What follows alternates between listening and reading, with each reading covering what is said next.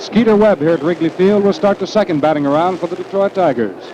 He's starting off in the top of the second inning. Derringer kicks high and throws, and Webb swings on a fast curve and misses for strike one.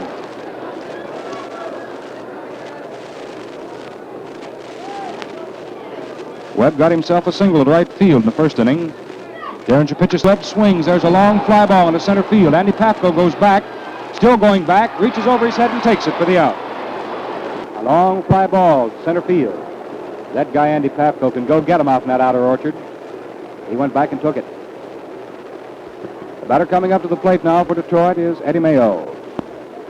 He's had 6 hits now for 24 at-bats. Hit nicely behind Skeeter Webb in the first inning to move Jimmy around third. Mayo hitting left-handed. Derringer curves him. It's a medium-speed curve ball. And Mayo ran up on it as if to bunt and then took it. Aldie's bat down off his shoulder, and it was outside for ball one.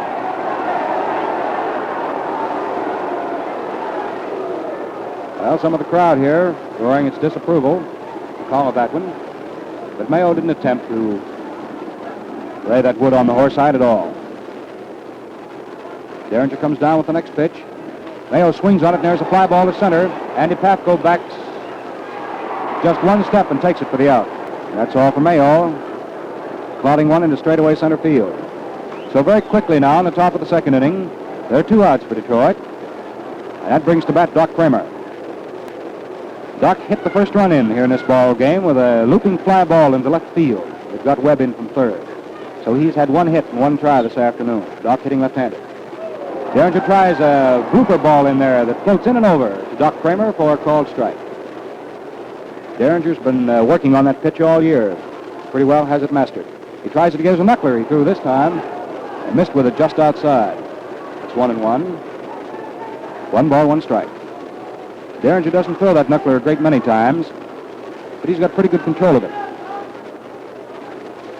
Big Paul winds now, kicks high, throws a fastball. It's taken low under the knees. That's ball 2. 2 balls, 1 strike. This is the top of the second inning. Detroit, 2 outs, no base runners, and they lead in this ball game 5-1. Derringer pumps, throws. There's a ball laced very solidly out into right field for a base hit for Doc Kramer. So Kramer singles to right. That's hit number 2 of Derringer. Hit number 5 as far as the Detroit Tigers are concerned. And now they have as many hits as they have runs. Well, if 5 is any significance, the guy coming up to the plate is wearing a big 5 on the back of his uniform shirt. And that's Hank Greenberg. He sacrificed successfully in the first inning, so his pregame batting percentage of .333 for the series remains intact. He's looking for base hit number 8. Derringer curves him, and there's a fast one through there for a strike.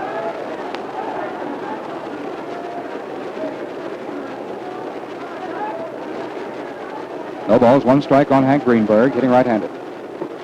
Hank hauls his bat down as if to bunt and then takes the pitch, and it's high and on the outside. That levels the count out to Hank at 1-1. 1 ball, 1 strike. Kramer leads off at first. Cavaretta straddle on the inside corner, holds him close. Derringer checks his runner, then throws to the plate, and Greenberg takes a high curve for ball 2. 2 balls, 1 strike. Hy Vandenberg is still throwing down in the Chicago bullpen, just in case Derringer is going to have any trouble here in the second inning. Greenberg takes another curve, and Derringer thought he had it in, but it was a little low for ball 3. Derringer comes down off the mound and starts to beat to plate umpire Art Passarelli of the American League. Derringer still chinning and jawing with Passarelli. Now Passarelli motions him to go back to the mound and pitch. Derringer starts back there, climbs up on the hill. He's a big fellow, this Derringer. He's quite a competitor. The count he has on Greenberg, who's equally big. 3-1. Of course, Hank doesn't weigh quite as much as Derringer does, but you put them both together on the same side of a teeter board, and they'll hold it down for you. There, Derringer throws quickly to first base, trying to pick off Kramer, but Doc is in time. Now he throws 3-1 to the plate, this Derringer, and it's a high curve for ball 4. Greenberg is walked. That pushes Kramer down to second. That's the third base on balls given up by Derringer. His control has been responsible for 2 of them. He was ordered to walk Cullenvine in the first inning. Now the batter standing in for Detroit is Cullenvine, and he was walked purposely in his first at-bat, so he's coming up for his first official turn right now. Runners at first and second and 2 outs. Cullenbine takes a sweeping curve that's low and down by his shins for ball 1. Mickey Livingston came up very nicely with that pitch.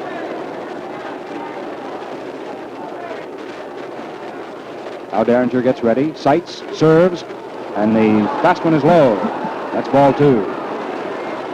Set the Cubs for you defensively now. Derringer on the mound, Livingston behind the plate. At first is Cavaretta, at second is Don Johnson. At third is Stanley Hack, and at short is Roy Hughes. Lowry is in left field, Pafko in center, and Bill Nicholson in right. Now the runners take their lead as Derringer throws 2-0, swung on, beaten down into the ground foul, and that's strike 1.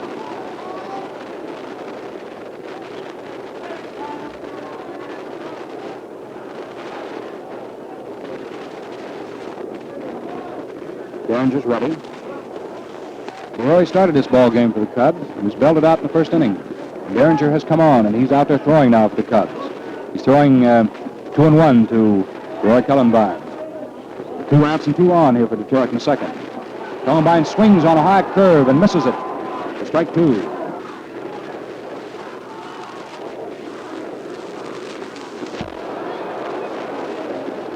So the count on Roy Cullenbine, the Detroit right fielder, is 2 balls, 2 strikes. There are 2 outs, 2 on in the second inning. That's a flock of deuces. Now Derringer's ready. Down he comes with the 2-2 pitch and misses with it high for ball 3. Now it's a 3-2 situation. Roy Cullenbine, who is a pretty good clutch hitter.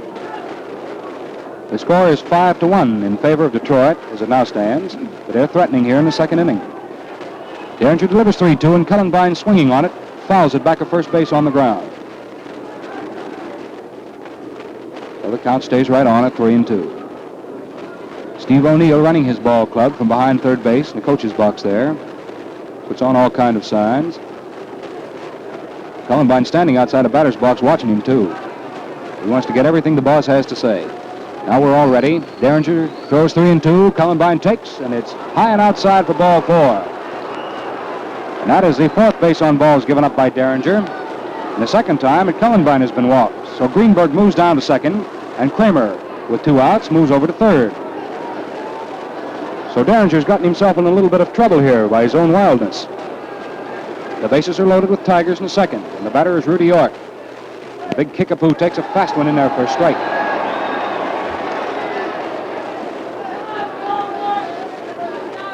That Derringer and that York, they're a couple of fellows about the same size. Ball over his head easily, kicks, throws. Rudy at the plate takes a fast one in there again for a strike. That was poured over the inside corner just above the knees. Derringer looks down at Mickey Livingston. The Chicago catcher sets him up as a target. Here comes the 0-2 delivery. York takes it, and it's just under his knees for ball 1. The bases are completely populated here in the second inning. Kramer's at third, Greenberg at second, and Cullenbine at first. There are 2 away. Rudy York up there with a count of 1 ball, 2 strikes. Derringer throws to him, and York sits down into the dirt at a high curve. Came right off the point of his chin. So the count on York now is 2 balls, 2 strikes.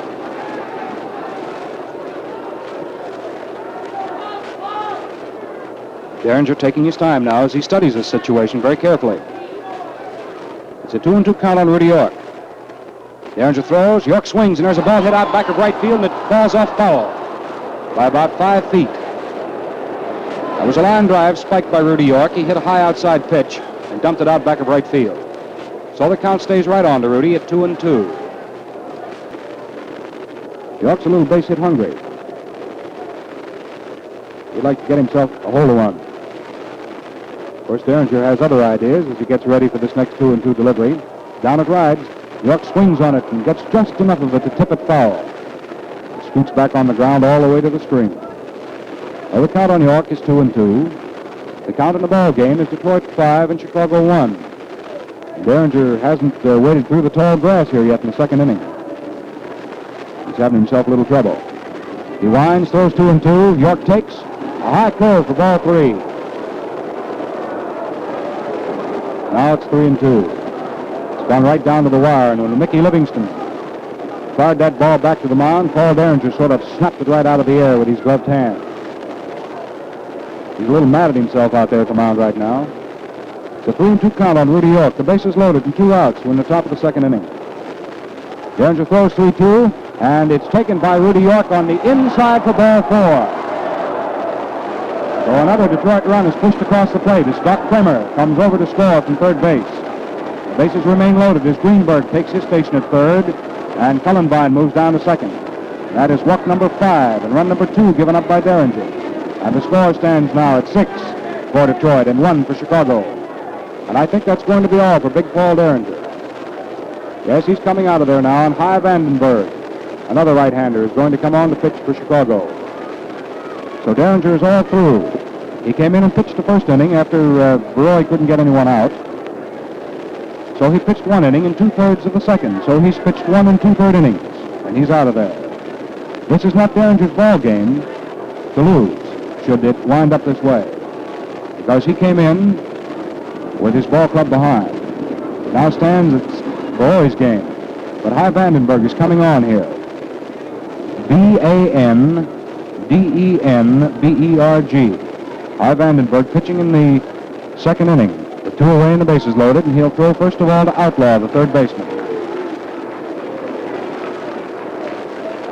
As far as Vandenberg is concerned, here in this World Series, he has pitched 2 2/3 innings in relief. He's given up a couple of bases on balls. He struck out no one. He's won none, lost none. So Vandenberg takes the mound for Chicago. He's the third pitcher for Charlie Grimm. Hy Vandenberg. Now pitching. Hy Vandenberg. Jimmy Outlaw steps up there with the bases loaded. Greenberg at third, Cullenbine at second, and York at first. It's a 6-1 ball game in favor of Detroit. Vandenberg delivers. It's a 3/4 overhand pitch that's in there for a strike. Little Jimmy Outlaw came up in the first inning, and he too was walked. So his pregame batting percentage for the series of 167 is still intact. Vandenberg, the raw-boned right-hander, delivers. There's a swooping curveball that misses just outside.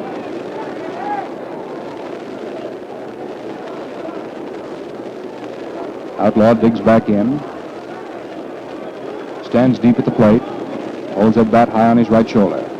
Vandenberg twists, throws a curveball. It's hit right back to the mound. Vandenberg knocks it down with his body, then picks it up, throws it to Cavaretta, and that's all for Outlaw and the Tigers in the second. So Vandenberg gets him out of there, but not before they'd scored a run. 1 run on 1 hit. 3 men left and there were no errors. So at the end of 1.5 innings of play, the score stands the Tigers 6 and the Cubs 1. Well, while there's a moment, I want to bring baseball's famous pinch-hitting pitcher, Red Ruffing of the New York Yankees, to the microphone. Red, the standout pitcher of the American League, is the leading World Series pitcher of all time, having won 7 consecutive victories and being charged with only 2 defeats. Red, I wish you'd tell the fans what you told me last evening about the slick, easy shaves you get with the Gillette Blue Blade. Just what I said, Al.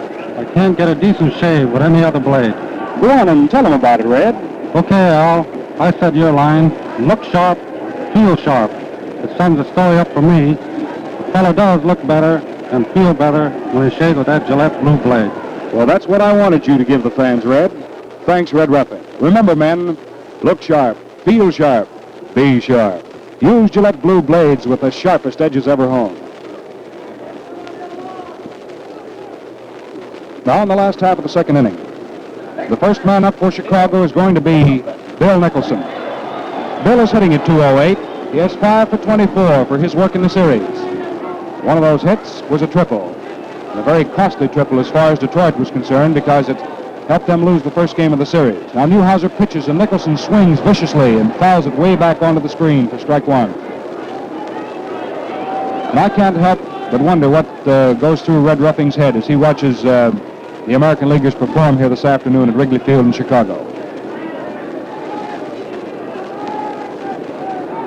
Red told me last night that he certainly would like to be pitching down there just any day in this series. Newhouser is throwing, though, for Detroit. He slaps a curve in. It's low to Nicholson for ball 1. 1-1 is the count to Bill Nicholson. First man up for Chicago in the second inning. Newhouser throws a curve that Nicholson swings on, and there's a high foul ball going over near the Detroit dugout. Richards, the catcher, is over, and he takes it for the out.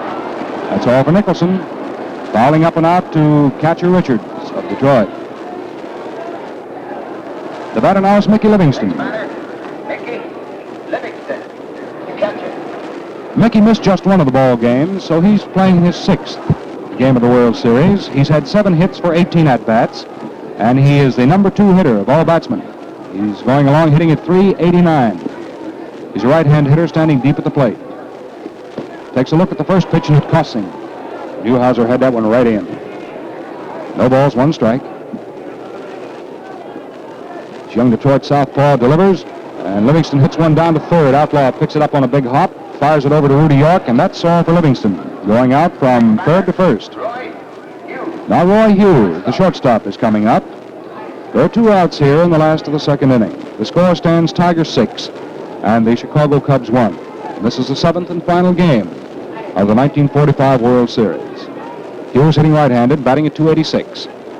Newhouser tries a curve on him, and it's good. Just above the knees on the outside corner for strike 1. Hughes bends over slightly from the waist. Newhouser pours a change of pace in there that's just outside. And that's ball 1. 1 ball, 1 strike.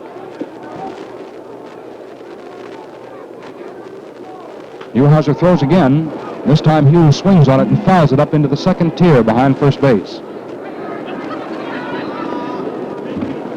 Down in the bullpen for the Chicago Cubs, tall, blonde right-hander Paul Erickson is starting to get ready, which leads us to believe that if Hughes gets on, Vandenberg may not hit. Newhouser delivers to the plate now, and Hughes takes it, and it's a nice called strike. That's the 3rd one. Newhouser really had it in there. Let's see, as far as strikeouts are concerned, that's the 2nd one for Hal. So at the end of 2 innings of play, with nothing across here for Chicago in a 2nd, it is the Tigers 6 and the Cubs 1. Well, you know, each day since the opening of this World Series, we have been explaining how these games are being broadcast to our servicemen and women overseas. How through the far-flung network of the Armed Forces Radio, our play-by-play descriptions are being shortwaved from San Francisco to Japan and China, Alaska, South America, to the Philippines and to our Navy ships throughout the Pacific. From New York, they are beamed over the Atlantic to England, France, Germany, Italy, and to the Far East. We are happy to say that the Armed Forces Radio Service are receiving wires from all over the world telling them what the reception of the game so far has been excellent, and that the men are getting a real thrill out of listening in. As one Detroiter said to a correspondent in Tokyo, this is the next thing to being out there in the bleachers. If we only had some hot dogs. Yes, our bleachers this year extended clear out to Tokyo on one side and over to Berlin and Vienna on the other side. To all you men and women out there, we send our greetings and our sincere hope that you'll be back here with us when the World Series rolls around next year. Well, the 3rd inning has rolled around here at Wrigley Field in Chicago. It's a 6-1 ball game in favor of the Detroit Tigers as we start the first half of inning number 3 with Paul Richards, the Detroit catcher, up at bat. Richards doubled back in the 1st inning to knock in 3 runs for the ball club, so he probably feels very fine about it as Hy Vandenberg makes the first pitch, and it's a fast called strike. Livingston sets out the sign. Vandenberg takes it, throws that pitch. It's a curveball of medium speed variety, low for ball 1. 1-1 is the count on Paul Richards. He's had 1 hit in 1 try. Vandenberg tries another curve, and Richards takes it, and it's a sweeping curve that bites over the outside corner for a called strike. So that makes the count 1-2 on the Detroit catcher. Vandenberg pumping nervously. Now throws a curveball that's in there for called strike 3. And that's all for Richards. He took it with his bat on his shoulder. That's the first strikeout against Detroit this afternoon, and Hy Vandenberg, the 3rd of the Chicago pitchers, hangs it up. The batter coming up now is Hal Newhouser. Hal came up in the 1st inning and grounded down to the right side, and Johnson, the 2nd baseman of the Cubs, threw him out. Hal hitting left-handed. Stands very deep at the plate. Vandenberg curves him and misses with it just outside and low for ball 1. Newhouser has 0 for 5 as a batsman in the series, so he has no batting percentage. He swings on the next pitch. It's a change of pace curve, hit down to the right side. Johnson at 2nd picks it up on the right side of the diamond and flips it into Cavaretta, and that's all for Newhouser, going out from 2nd to 1st, just as he did in the 1st inning. So that's the second out now for Detroit here in the first half of inning number 3. Skeeter Webb is coming to the plate now. He's had 1 hit and 2 tries. He got a single to right back in the first inning, if you recall. Vandenberg tries a 3/4 overhand curve on him, and it's outside for ball 1. Webb standing forward at the plate this time. It's as close to the pitcher as he can. He swings on the next pitch and beats it down foul to the left of the plate, and it rolls back toward the Chicago dugout. So the count now on Skeeter Webb is 1 ball, 1 strike. 2 outs, top of the 3rd inning, and the score stands at 6-1 in favor of Detroit over Chicago. Vandenberg's ready, now hustles his pitch down there, and Skeeter Webb swings on a wide curve and doesn't get it. That's strike 2. He really reached for it, too. He wanted to hit that one. 1 ball, 2 strikes. Webb's always nervous with that bat at the plate. He pumps it back and forth.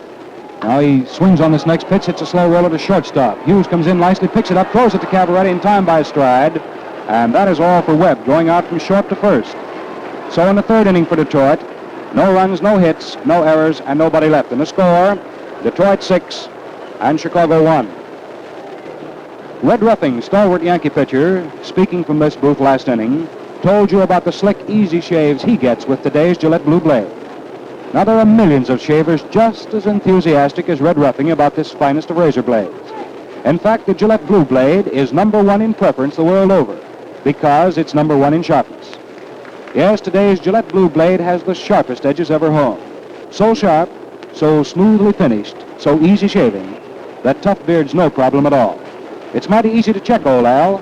Just ask for Gillette Blue Blades and see how quick and how easy and how smooth and refreshing shaving can be. Man, what shaves you get. Remember, look sharp, feel sharp, be sharp. Use Gillette Blue Blades with the sharpest edges ever honed. We pause now 10 seconds for station identification. This is the Mutual Broadcasting System. This is WGN Chicago, serving the Middle West.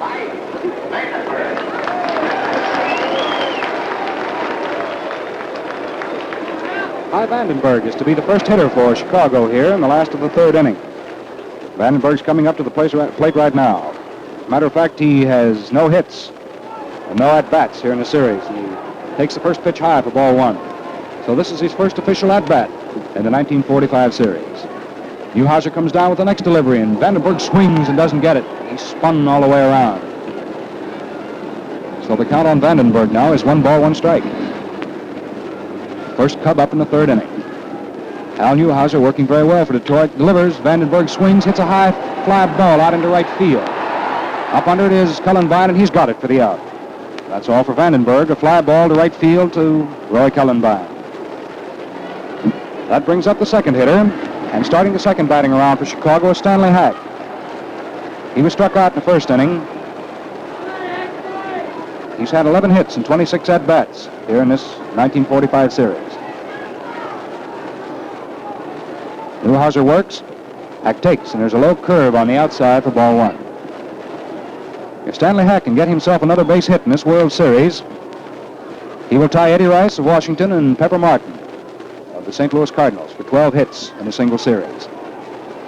Vandenberg tries, Newhouser tries a curve, and it's outside to Hack for ball 2. 2 balls, no strikes. We're in the last half of the 3rd inning.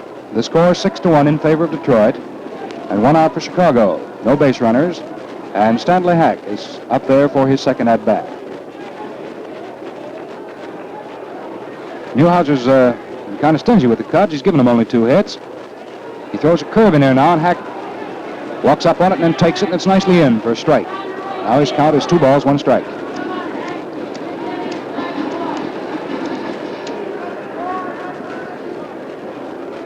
Newhouser comes down with a fast one.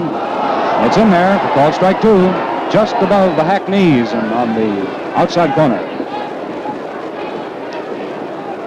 Now the count on the Chicago third baseman is 2 balls, 2 strikes.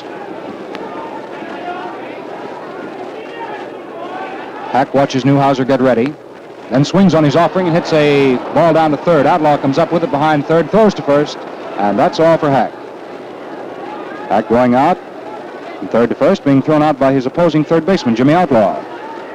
So that's the second out here in the last half of inning number 3. The batter now is Johnson. Johnson got one of the 2 hits given up so far by Newhouser when he doubled into left center field back in the first inning.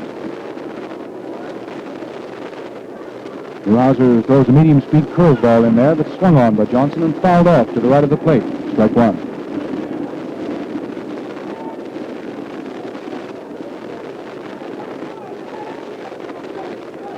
Now Newhouser with the new ball is ready. Newhouser fogs a fast one in there. It's hit back past the mound, back at second. Skeeter Webb rides behind second, makes the pickup and the throw to first nicely for the out. And that's all for Johnson. Going out from short to first, being thrown out by Skeeter Webb. So there's nothing across for the Cubs here in the last half of the 3rd inning. No runs, no hits, no errors, and nobody left. The score at the end of 3 innings of play in the 7th game of the 1945 World Series is Detroit 6 and Chicago 1. As a matter of fact, Detroit has 6 runs on a total of 5 hits. They have committed 1 error. While for the Chicago Cubs, they have 1 run on a total of 2 hits off Newhouser, and they have committed no errors. So we're headed for the top of the 4th inning here at Wrigley Field in Chicago. And Hy Vandenberg, the 3rd of the Chicago pitchers, has taken the mound, and he'll throw first of all in the 4th inning to Eddie Mayo. Eddie Mayo will be followed by Doc Kramer and then by left fielder Hank Greenberg. Mayo has been up twice in this ball game and has had 1 hit in 2 attempts. Back in the first inning, he got a single to right field. In the second inning, Mayo flied to center. Kramer hasn't been stopped so far today. He's had 2 hits, a single to left and a single to right in his 2 at-bats. And then Hank Greenberg sacrificed successfully in the first and was walked in the second. So Greenberg hasn't been up there really officially. Now Mayo steps in, hitting left-handed. Opens his stance slightly toward first base.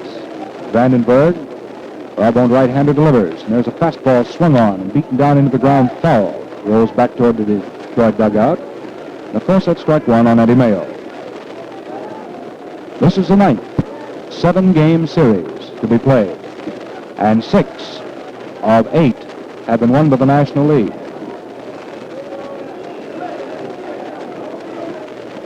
Vandenberg tries a low curve this time. Change of pace variety, and it's ball 1. 1 ball, 1 strike to count on Eddie Mayo. Vandenberg comes right back with a 1-1 offering, and it's a curveball that hangs outside for ball 2. 2-1. That's the count on Eddie Mayo.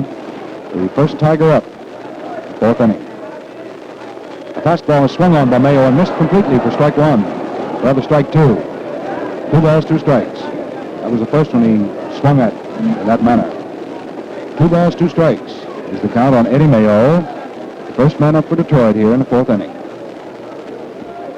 Vandenberg delivers 2-2. There's an easy curve. It's in there for called strike 3. That's all for Mayo. That for Vandenberg is strikeout number 2. He's the only Chicago Cub pitcher that's been able to do any business in that strikeout department with Detroit this afternoon. Now the batter is Doc Kramer. He's had 2 hits and 2 tries. Left-handed batter. Takes the first pitch and it costs him. He's right in there, just under the lettering of the shirt, right through the middle.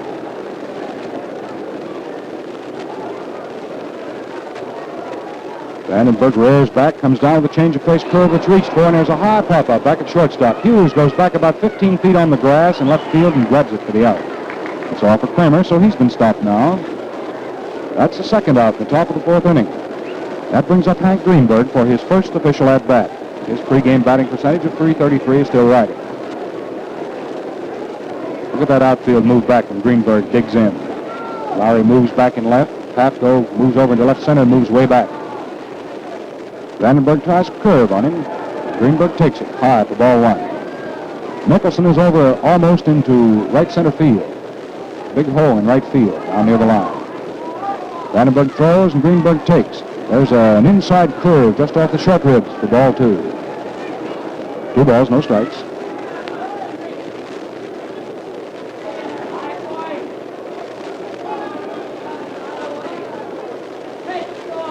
Hy Vandenberg blows on the fingers of his pitching hand. Now grips that ball, steps up, delivers, low for ball 3. Well, the count on Greenberg now is 3 balls, no strikes. He looks around at third base at Steve O'Neill to see whether or not he's going to be allowed to go for this 3-0 pitch. Vandenberg makes it, but it's taken. It's in for a strike. 3-1.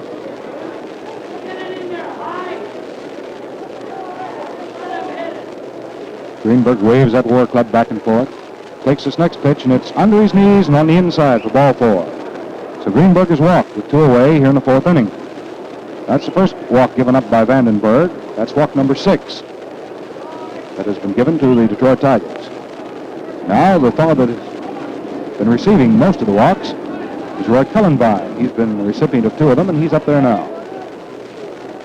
Vandenberg starts to work on Cullenbine and misses with a low fastman on the inside for ball 1. 1 ball, no strikes. Greenberg steps off at first. 2 away here in the top of the 4th. Cullenbine reaches for a curveball and beats it down into the ground foul. So the count now on Cullenbine is 1-1. 1 ball, 1 strike. Roy hitting left-handed against the right-handed offerings of Hy Vandenberg. Greenberg steps off at first. Vandenberg's pitch to the plate is swung on. There's a long line drive foul out back of right field. Cullenbine also broke his bat on that one. Fell away from an inside hook and tried to pull it into right, but pulled it too much. Well, the count is 1-2 on Cullenbine. 1 ball, 2 strikes. And a little time has been called here now to allow Cullenbine to walk over to the Tiger dugout, select his favorite piece of lumber.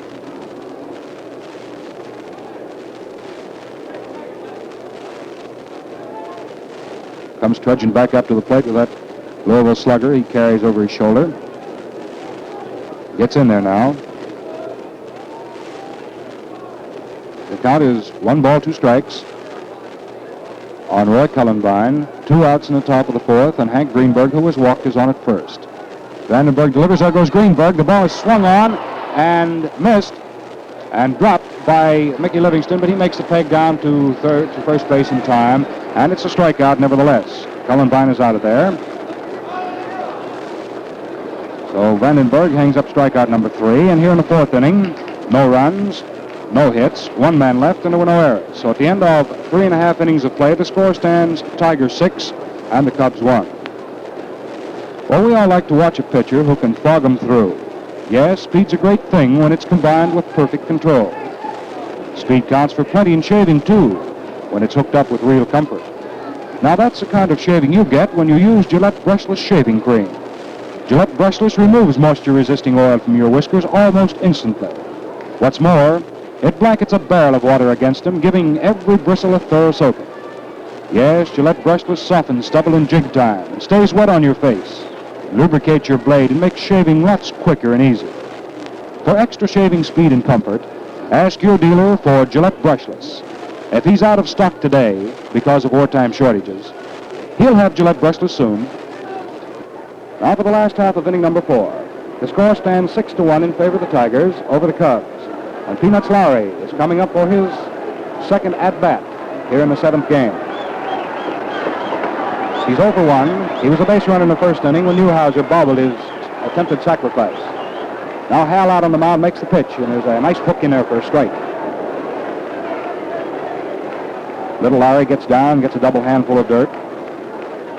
Former GI waves that bat back and forth now. Newhouser cuts the pitch loose, and Lowry takes it high. That's ball 1. 1 ball, 1 strike.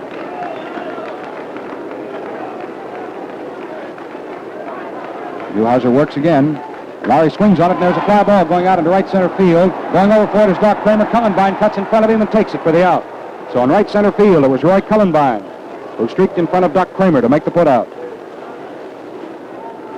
That's 1 away in the last of the 4th inning for the Chicago Cubs. Well, Phil Cavarretta has hit in the only run so far for Chicago today. And he's coming up now. Cavarretta had a single in the 1st inning to right field. The folks here are being asked to remove the blankets from the wall in deep center field. Now they've done so, and the ball game is going to go on. Newhouser throwing left-handed, of course, makes his first pitch, and it's a curveball that stays outside to a left-hand hitter, Phil Cavarretta, for ball 1. Newhouser tries again, and Cavarretta laces this one out in the center field. It's dropping in for a base hit. Doc Kramer picks it up on the third skip and fires it into Eddie Mayo, the second baseman. And Cabaretta is on with a solid hit in the center. That's hit number 3 off Newhouser. And the batter is Andy Pafko, and the stands here at Chicago very suddenly come to life.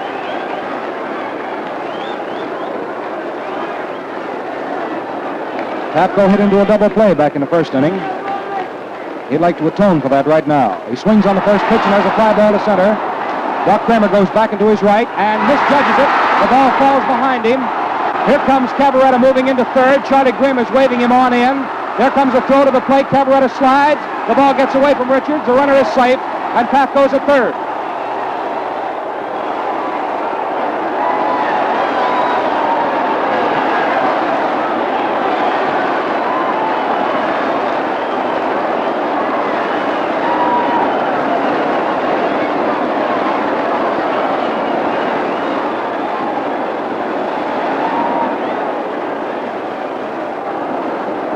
Well, Doc Kramer out in deep center field misjudged a fly ball that was carried by the wind, and it winds up as a triple for Pafko to score Cabaretta all the way from first. And the throw that came into the plate was low and into the dirt, and Richards couldn't pick it up. Now here is Bill Nicholson. Newhouser delivers, and Nicholson swings and misses for strike 1.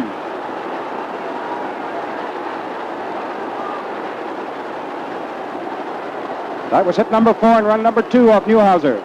It's now a 6-2 ball game. Al delivers, and Nicholson at the plate takes low and on the outside for ball 1. 1 ball, 1 strike. That's the count on Nicholson. He fouled up and out in the second inning to Richards. So he's 0 for 1 for this game. Newhouser delivers a fast curve under the knees of Nicholson for ball 2. 2 balls, 1 strike.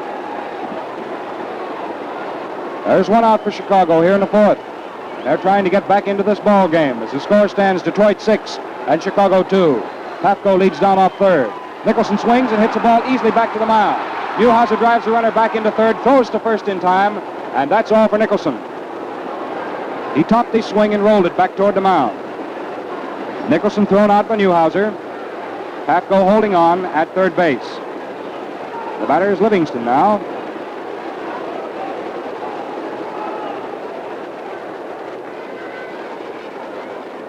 Livingston came up in the second inning and was thrown out by third baseman Outlaw. Now Newhouser is ready to deliver to him. He checks Pafko at third, goes to the plate, and swung on, missed for strike 1. Livingston was going after a high inside curve. Mickey's a right-handed hitter. As we told you, he is the number 2 hitter in the series as far as batsmen are concerned. He's had 7 hits for 19 tries.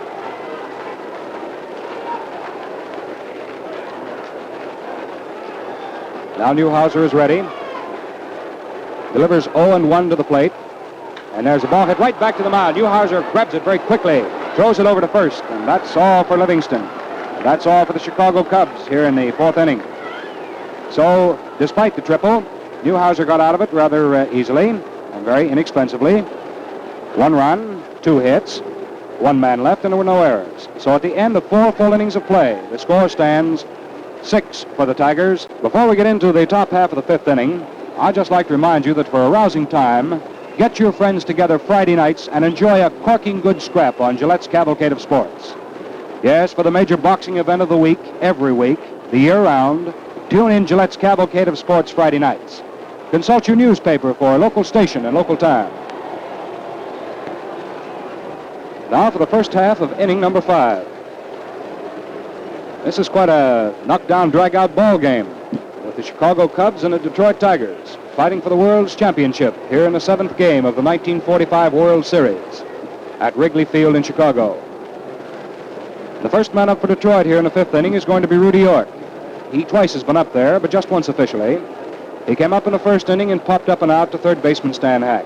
Then in the second inning, he was walked. So York is coming up actually for his second official at-bat. He's 0 for 1. No hits in 1 try.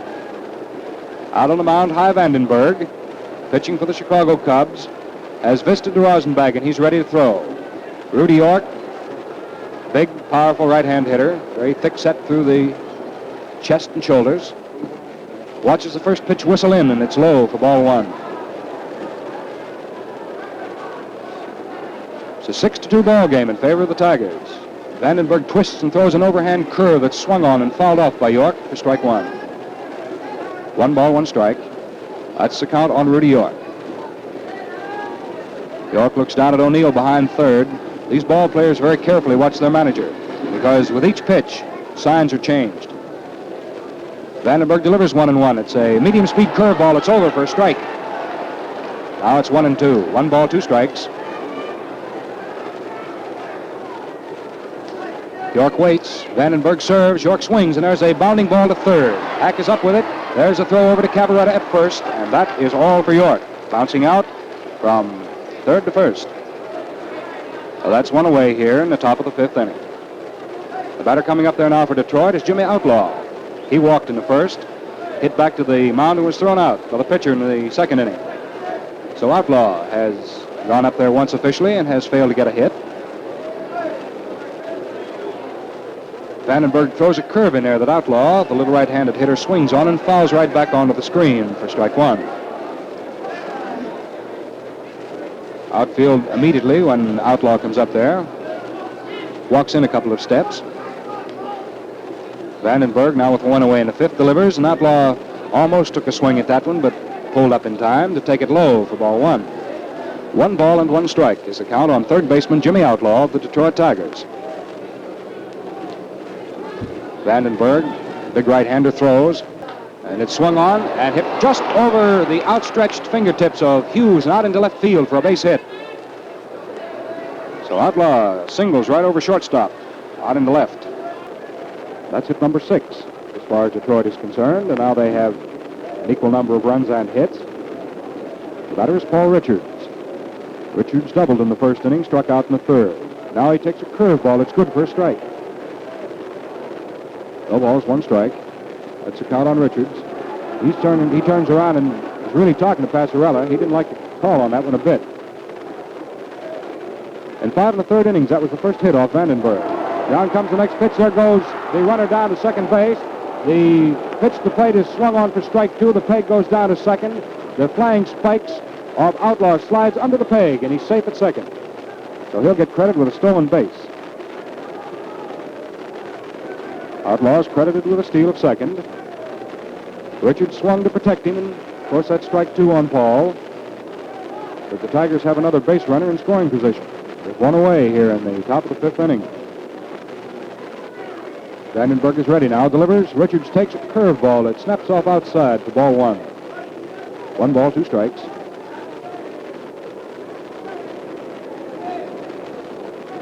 That Outlaw was really digging that time. He stole second. Those little short legs of his pumping and chopping up and down. Covers a lot of ground. Vandenberg delivers to the plate, and Richards takes a low curve on the inside for ball 2. Now it's a count of 2 balls, 2 strikes on Paul Richards. 1 out for Detroit in the top of the 5th inning. Outlaw singled and stole second, and he's now on at the Keystone. His hands on his hips right now as he takes a short lead. Looks around behind him to make sure no one's sneaking in behind him to pick him off. Now Vandenberg is ready. Delivers 2-2. Richards leans forward toward it and then jerks himself back and takes ball 3. 3 balls, 2 strikes. That's the count on Paul Richards, the Detroit catcher.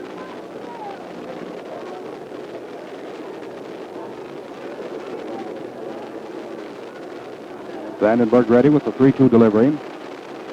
Checks Outlaw at second. Now throws Platewood. Richards swings on it. There's a high foul ball way back into the second tier behind first base.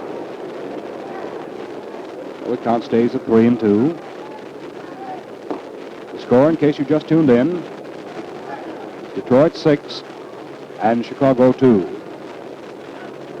We're in the top half of the 5th inning. 1 out, Outlaw at second. Richards at the plate, count of 3-2, and he swings on the next pitch. Hits it down to Stanley Hack. The runner is driven back into second. Hack's throw across the diamond is in time, and that's all for Richards. Going out from third to first. Outlaw holding right on at second. The batter now is Hal Newhouser.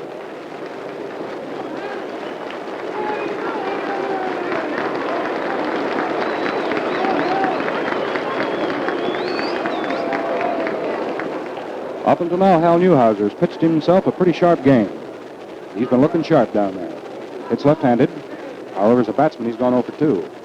He swings on the first one, a big jug-handled curve. Missed it for a strike.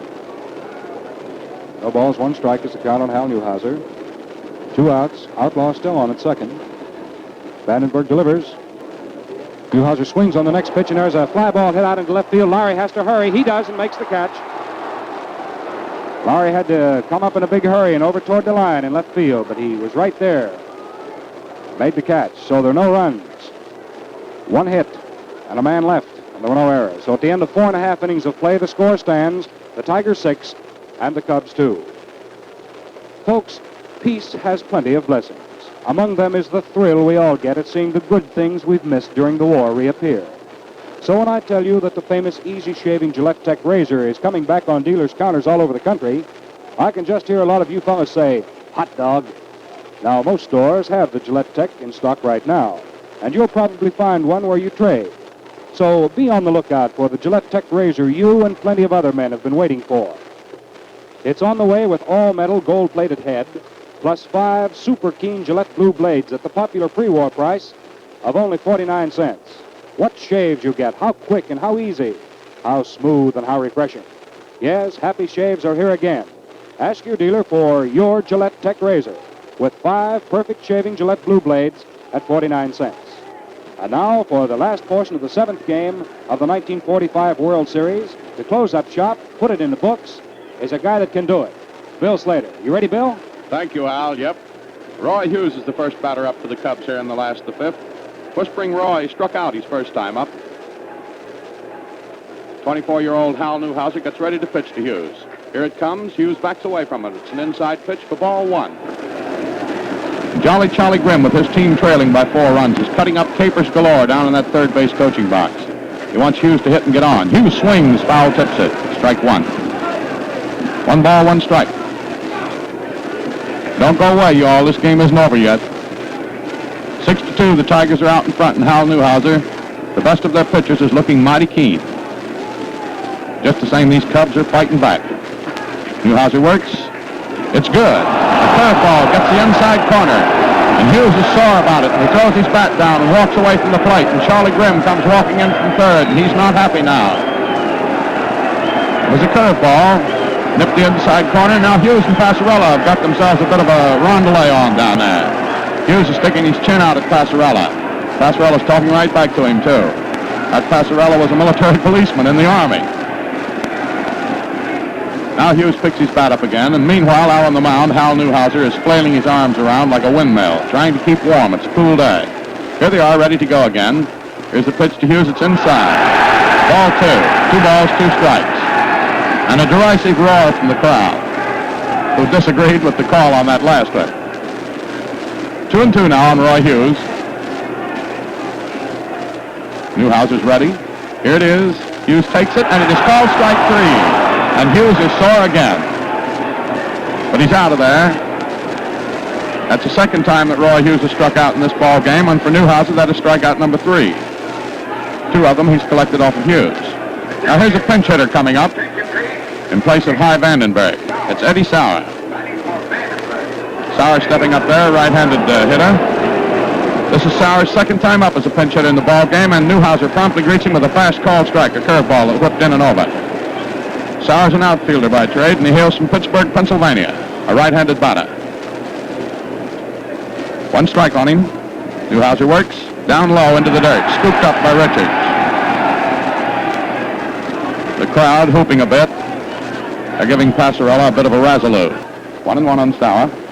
That pitch is high for ball 2. S-A-U-E-R. Eddie Sauer. Newhouser, who has a commanding lead in this ball game, is taking plenty of time on every pitch. He's never pitched a more important battle than this in his life. Sauer swings on that one, fouls it into the big netting here behind the catcher. 2 balls, 2 strikes on Sauer. The next pitcher will either be Passau or Erickson, I believe. They both seem to be working out down there in the bullpen for the Cubs.